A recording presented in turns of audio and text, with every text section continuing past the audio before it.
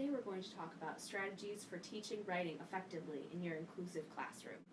So one of the things you need to remember in your classroom is to teach code switching. Code switching sounds really technical, but it's really not. You do it all the time. Code switching is when you switch from standard English to a dialect. African American speech patterns, Southern speech patterns, anything that is not standard English. So you really have to make sure, especially in younger classrooms, that you teach that as a skill. You need to make sure that you know when they need to be in standard English and when it's okay to kind of use some of their vernacular from back home. You need to make sure that all of your students have a chance to focus on their passions and their interests when they're writing. Writing becomes exceptionally dull if you can't write about anything you enjoy. And you also, along that same thread, you have to make sure that you cover multiple subjects when they're writing. If they just write only essays that are like biographies, they're going to get really bored really fast, and it's going to, the engagement of your classroom is going to go down. And when you're getting students ready for writing, you need to do a couple of different things to help them get ideas flowing. Brainstorming, just throwing stuff down on paper so that they're ready to write. Clustering and mind mapping, different strategies to get them ready. Graphic organizers. Students have a lot of ideas down there for writing, but a lot of them have trouble getting them down on paper. So you need to just let them kind of, explode onto the page with their writing. Teach them the 6 questions of journalism. Who, what, when, where, why, and how. Those are really great questions for students that don't know their direction with writing. Writer's workshop, where you do a mini lesson with the students and then you have individual time with them to talk about their piece of writing. Students really need that personal engagement about their specific writing and not just writing as a whole, because unless they see it directly tied to their writing, it's not going to make sense for them. Make sure that when they're writing, they're allowed to do multiple drafts. Don't just have the first draft be the final paper, because the first draft is always going to be terrible. Even for professional writers, it's always going to be terrible. So make sure there's multiple drafts. A lot of students need a checklist. Give them a checklist. They need to have this many body paragraphs, intro, conclusion. These things seem really simple to you now, having been through college and taught, but you need to know that your students know what those are, so that eventually that visual checklist of how many paragraphs, how many sentences, how many times you say different things is just in their head, and they just know how to do that. When you say, write an essay, they know, okay, intro, conclusion, 3 body paragraphs. And when providing feedback at the end of the writing process, make sure there's a lot of positive comments.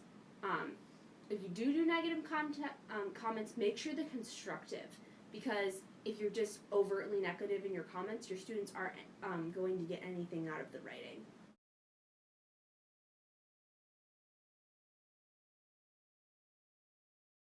For social studies, one of the main points you want to focus on is including primary sources and developing critical thinking skills, such as deciding which sources may be correct and which may not be. One of the perspectives that you want to take when teaching social studies is to include a local and global perspective, making students think critically about the issues that are in their local area and also globally. You also want to take multiple perspectives. The local and global perspective is one of these. One of the points that you want to emphasize in teaching social studies is to include everything in thematic units. This will create unity and give students a clear sense of the expectations and the goals that are going to be set for the length of the unit.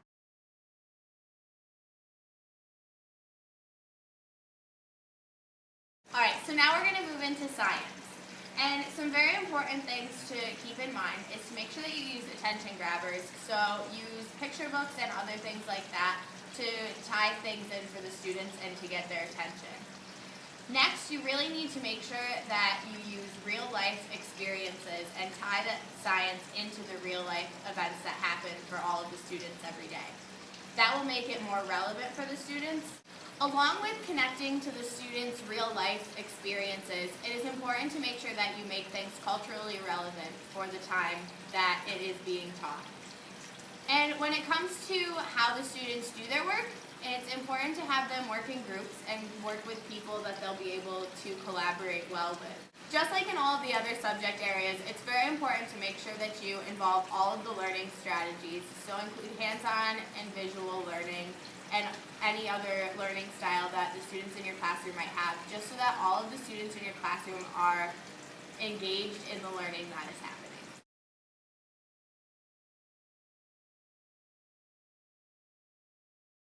Once upon a time, there was a young boy who wanted to learn how to read, like all good young boys and girls do. He longed for the adventures found only in between the pages, marked with black ink. So he spent all of his free time in the children's library, not knowing how to read.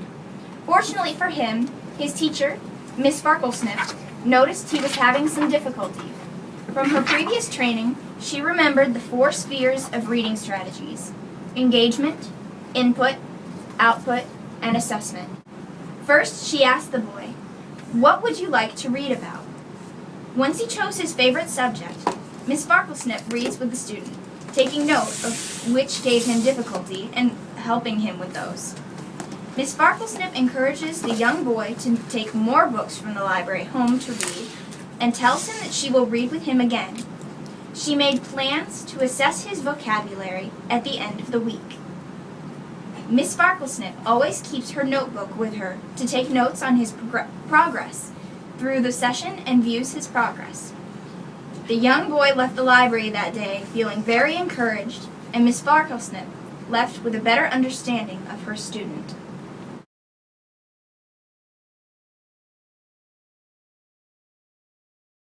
For many students, math is a struggling topic for them. They don't enjoy it. When someone says math, they want to run the other direction. So there's 4 different strategies to make math more entertaining, more engaging for students. The first strategy is to use literature, art, and music within the classroom. An example of using literature, music, or art within the classroom is by having students learn a song. You can teach them different mathematical operations by learning a song. Even just a simple rhyming song would allow them to learn these concepts that will further their education, and they would be more engaged because it's fun, it's entertaining, and they get to interact. They don't have to just sit there and work on a piece of paper. So thus, using literature, music, and art within the classroom will just further students' education, and maybe they won't be as intimidated by math as some people are. The second strategy for helping students engage in math more is by having math concepts connect to real life and emotions. If you show that math can connect to something outside of the math class, students are more engaged and apt to pay attention. They're more interested because they can go home and show their parents, look at what I learned today and how it connects to this in our house or this outside. And then, if you connect it to emotion, that's when students get really engaged. If you're a math problem, if you're going to a math problem that deals with a sick puppy, students are more apt to be engaged in that because it's something that they can connect to. Because if they have a sick puppy, then they're just emotionally engaged and apt to do better. So then we move into the third learning strategy for engagement for mathematics, and that's choice. It is so important for students to have choice. If they're not given choice, then they basically just do the work whether they want to or not. But once you give students choice, they pay more attention and they're just really, really engaged. But the thing is, it's very important when you give students choice, you give them lots of good options. You want good options that'll help them in their education. When it comes to choosing groups, for an example, yes, you may want students to choose their own groups, but you don't want them to choose groups where they're going to be distracted by their partner. So it's important to give them choice, but have limitations in those choices, and they'll succeed better that way. And the fourth last point for engagement of mathematics is self-regulations. It's important for the teacher to go to each student and make sure that they're understanding the topics that are being discussed in class and that they're actually working through the assignments properly. As teachers, we want to make sure that our students are at the level that they should be, that they're not falling behind. Because if they're falling behind, then that just makes the whole class fall behind, because you have to go over material again and again, and that's not the way that it should be. We all want to be on the same level if possible. It's important, with self-regulation, it's important for students to feel safe within the classroom. If they feel safe within the classroom, then they're more apt to do the work and be engaged, because they feel like they can be themselves. They feel like they have no boundaries. They can just do their thing individually.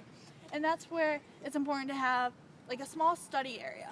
For students who want to work independently and privately, it's important for them to be able to go to this independent study area and feel safe, like there's no one that'll bother them and interrupt them, and that will just help them engage in the teaching of mathematics.